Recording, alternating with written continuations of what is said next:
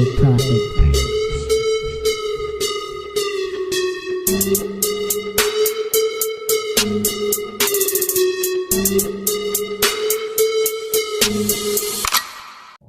Assalamualaikum warahmatullahi wabarakatuh.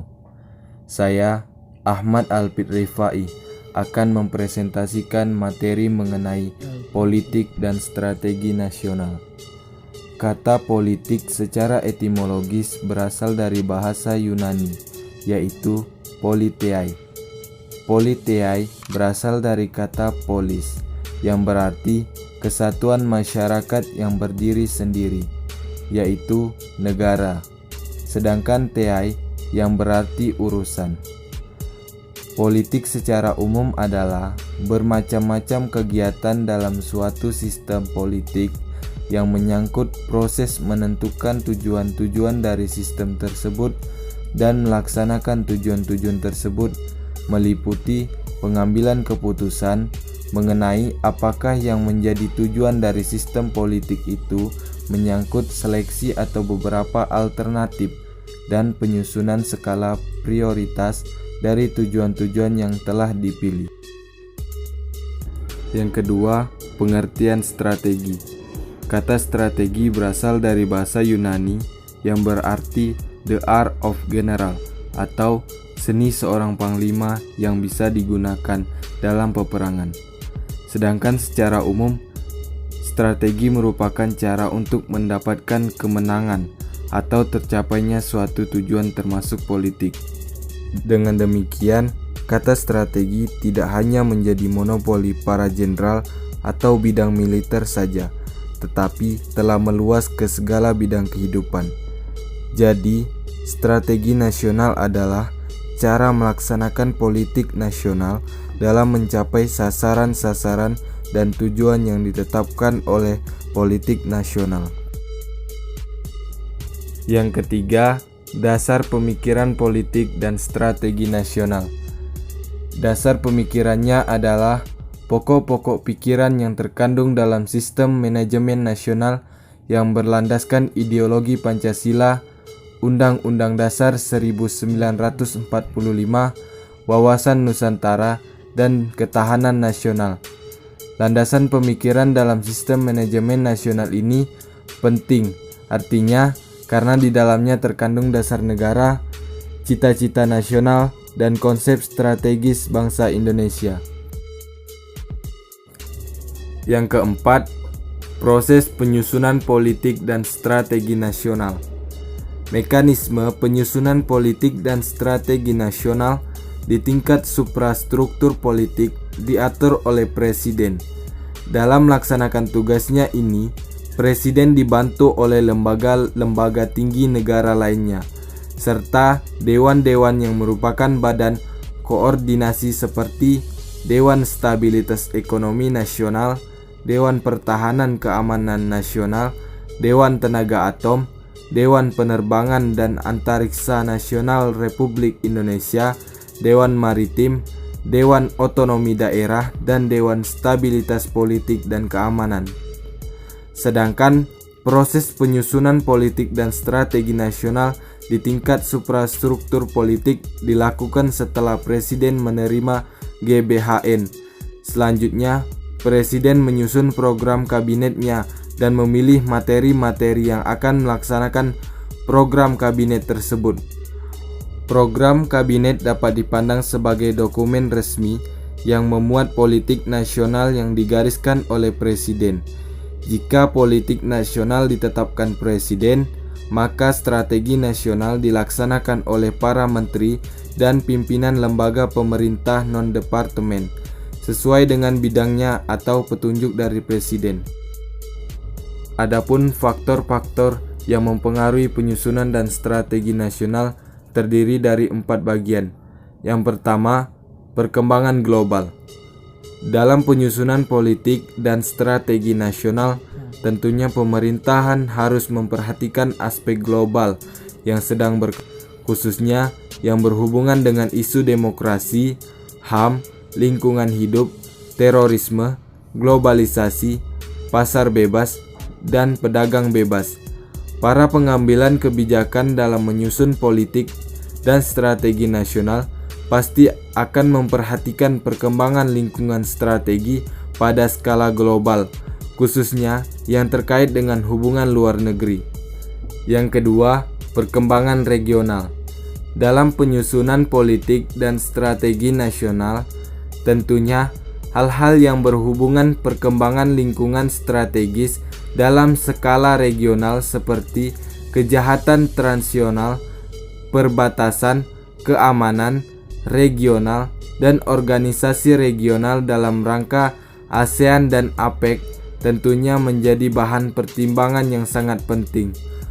Politik dan strategi nasional yang disusun tentunya harus mampu merespon berbagai tantangan regional yang dihadapi oleh bangsa Indonesia.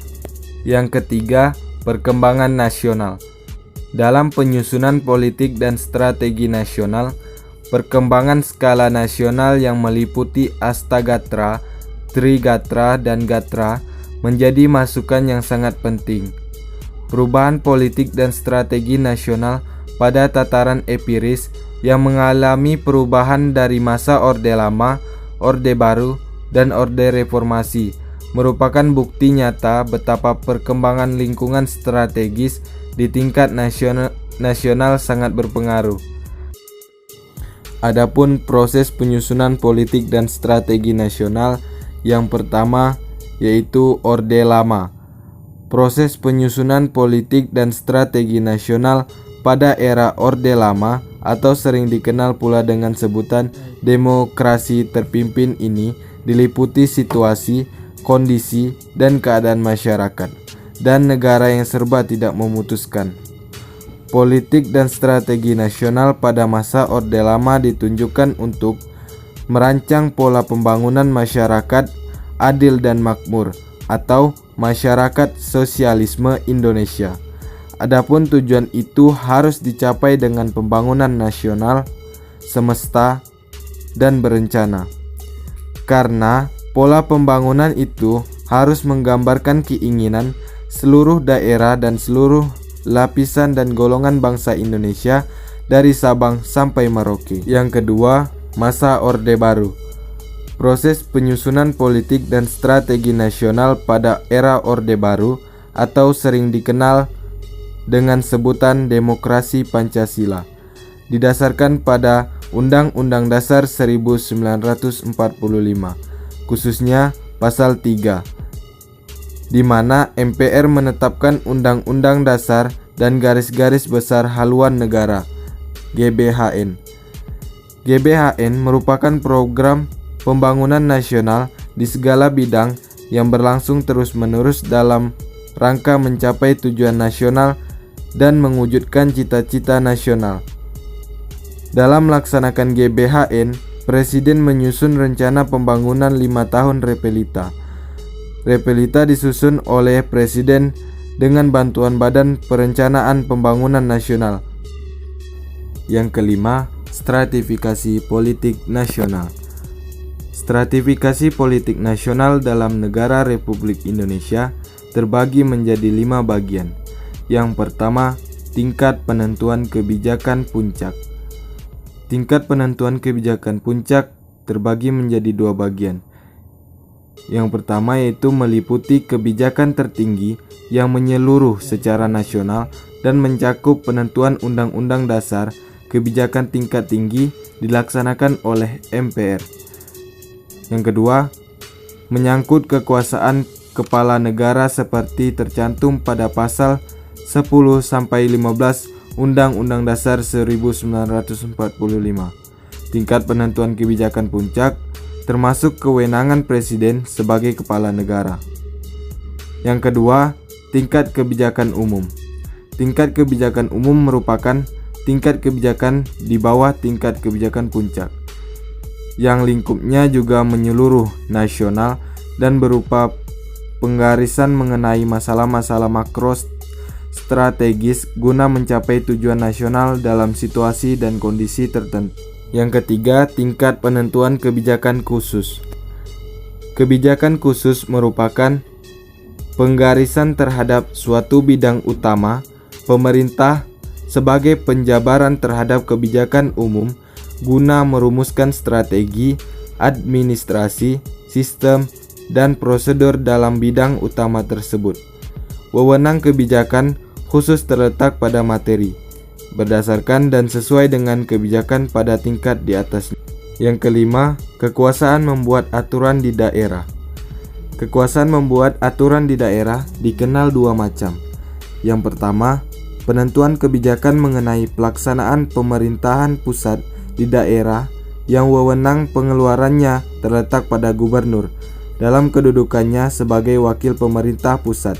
Yang kedua, penentuan kebijakan pemerintah daerah atau otonom yang wewenang pengeluarannya terletak pada kepala daerah dengan persetujuan DPRD. Menurut kebijakan yang berlaku sekarang, maka jabatan gubernur atau bupati atau wali kota dan kepala daerah tingkat 1 atau tingkat 2 disatukan dalam satu jabatan yang disebut gubernur atau kepala daerah tingkat 1, bupati atau kepala daerah tingkat 2, atau wali kota atau kepala daerah tingkat 2. Jadi kesimpulannya adalah politik nasional merupakan suatu kebijakan umum dan pengambilan kebijakan untuk mencapai suatu cita-cita dan tujuan nasional. Strategi nasional adalah cara melaksanakan politik nasional dalam mencapai sasaran dan tujuan yang ditetapkan oleh politik nasional. Strategi nasional disusun untuk melaksanakan politik nasional, misalnya strategi jangka pendek, jangka menengah, dan jangka panjang. Syukron. Wassalamualaikum warahmatullahi wabarakatuh.